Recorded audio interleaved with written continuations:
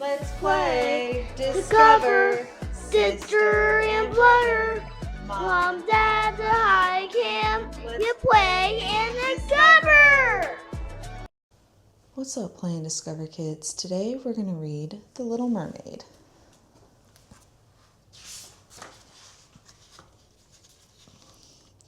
King Triton, the great sea king, had many daughters who loved the undersea world. But Triton's youngest daughter, Ariel, dreamed of the world above the water surface, the world of humans. Ariel and her friend Flounder liked to go to the surface to visit Scuttle, the seagull. Scuttle told them all about the humans' objects that Ariel found at the bottom of the sea. One day, Triton learned about Ariel's trips to the surface. The Sea King grew very angry. He asked his friend Sebastian, the crab, to keep an eye on Ariel. A few days later, Ariel noticed a ship sailing way up on the surface of the water. She quickly swam toward it. "Ariel, Ariel, please come back," cried Sebastian as he and Flounder swam after her. When Ariel surfaced, she saw a huge ship filled with sailors. Ariel's eyes lit up when she had spotted the sailor the others called Prince Eric. It was love at first sight. Suddenly, the sky darkened. Heavy rain began to fall, and lightning split the sky. The ship was tossed on the waves, and the prince was thrown overboard. "I've got to save him," thought Ariel. She grabbed the drowning prince and swam to shore, pulling him onto the beach. Prince Eric did not stir as Ariel gently touched his face and sang him a love song. Soon, Ariel heard the prince's crew searching for him. She did not want to be seen by the humans, so she kissed the prince and dove back into the sea. Prince Eric awoke to find Sir Grimsby, his loyal steward, at his side. Sir Grimsby was happy that Eric was alive. "A girl rescued me," said the prince. She was singing. She had the most beautiful voice. Prince Eric, too, had fallen in love. King Triton was furious when he discovered that Ariel had fallen in love with a human. He rushed to the grotto where Ariel kept her collection of human treasures. "Contact between the human world and the mer world is strictly forbidden," Triton shouted. He raised his magic Triton and fired bolts of energy around the cave, destroying the treasures. Then the mighty Sea King left. Ariel buried her face in her hands and began to cry. Meanwhile, not far away, evil forces were at work in the undersea kingdom. Ursula, the sea witch, who had tried once before to overthrow Triton, was looking for a way to take over. Through her crystal ball, she could see Ariel crying, and an idea came to her. Ursula sent her slimy eel servants, Flotsam and Jetsam, to Ariel's grotto, where they convinced Little Mermaid that Ursula could help her get her beloved prince. Ariel was so upset that she ignored Sebastian's warning and swam off with Flotsam and Jetsam to meet the sea witch. "My dear," said the witch, "here's the deal.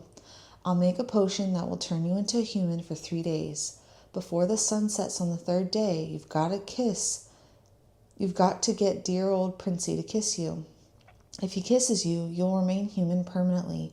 But if he doesn't, you'll turn back into a mermaid and you belong to me." In return for the potion, the witch wanted Ariel's voice. "My voice?" asked Ariel. "Without my voice, how can I—" "You'll still have your looks, your pretty face," replied Ursula.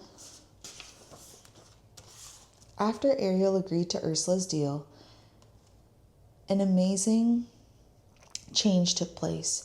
Ariel's voice flew from her body and was captured in a seashell around Ursula's neck. Ariel lost her tail, grew legs, and became a human. When Ariel went in search of the prince, she was helped ashore by her friends. She tried to speak to them, but no sound came out. A short while later, Ariel saw Prince Eric. The prince had been lovesick ever since hearing her sing. At first, the prince thought Ariel was the girl who rescued him, but then he learned that she couldn't speak. He knew he was wrong. Prince Eric felt sorry for Ariel. She needed a place to stay, so he took her back to his palace. Over the next 2 days, Prince Eric grew to like Ariel more and more. During a romantic boat ride, Eric was about to kiss Ariel when Flotsam and Jetsam overturned the boat. That was a close one. Too close, said Ursula, who was watching in her crystal ball. It's time Ursula took matters into her own tentacles. The sea witch mixed a magic potion and changed herself into a beautiful young maiden. On the morning of the 3rd day, there was a great excitement throughout the kingdom. Prince Eric was going to marry a young maiden he had just met. Ursula, disguised as the maiden, had used Ariel's voice to trick Eric. Now he believed that the maiden was the girl who had saved him from the shipwreck. Poor Ariel was heartbroken. The wedding ceremony was to take place on Prince Eric's new boat. Scuttle flew by just as the bride passed in front of the mirror. Her reflection was that of the sea witch. Scuttle rushed off to tell Ariel and the rest of his friends. Sebastian quickly formed a plan. Flounder helped Ariel get out of Eric's ship. Scuttle arranged for some of his seagull friends to delay the wedding, and Sebastian hurried to find King Triton.